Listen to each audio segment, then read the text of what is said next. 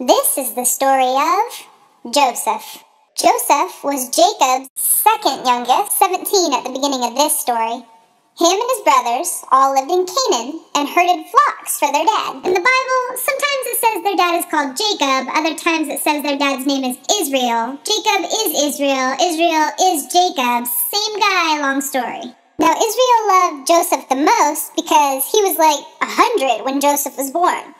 He had a beautiful embroidered coat made for him just because he was his favorite son. The brothers all realized that Joseph was their dad's favorite kid and they started to hate him. None of them would talk to him. Hey guys! Did you hear something? No, me either. Oh well, let's get out of here.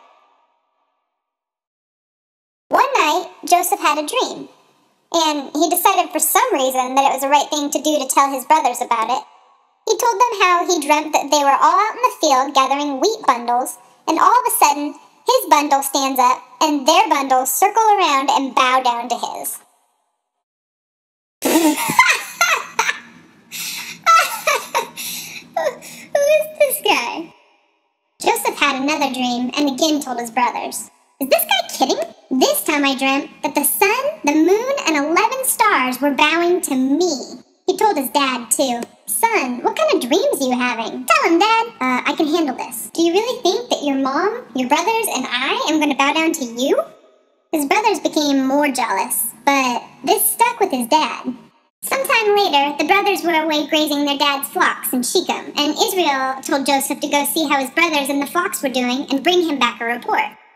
When he got to where he was supposed to be, he wandered around the field looking for them, but he couldn't find them. What are you looking for? My brothers. Have you seen them?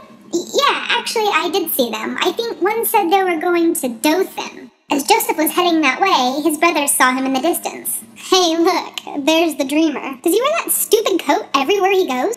And so they decided to kill him, throw his body into one of the wells, and somehow convince their dad that some animal ate him. Reuben, the eldest brother, heard this and told them maybe they shouldn't kill him. They could throw him into one of the wells out there in the wilderness, but they didn't have to hurt him. What he didn't say was that he was planning on coming back later, pulling him out, and sending him home. Joseph showed up. They ripped off his coat, not even cold, and threw him into one of the wells without any water in it.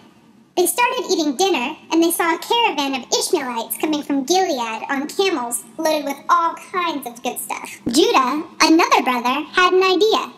He pointed out that they probably weren't going to get anything out of killing Joseph and hiding the evidence. It was probably better that they sell him to the group coming through. After all, he is our brother. They pulled Joseph out of the well and sold him for 20 shekels of silver, and the merchants took him to Egypt. They took Joseph's coat, butchered a goat, and dipped it in blood. Then they took it back to their dad. Dad, we found this. Do you think it could be Joseph's? Jacob recognized it immediately. That's his! Some animal must have eaten him, torn him to shreds. That was way easier than I thought it was going to be. Jacob tore his clothes off, put on a sackcloth, and mourned Joseph for days. All his kids tried to comfort him, but he refused them all. I won't stop crying for my son until the day that I die. Meanwhile, in Egypt, Joseph was sold to Potiphar, one of the Pharaoh's officials who managed all of his household affairs.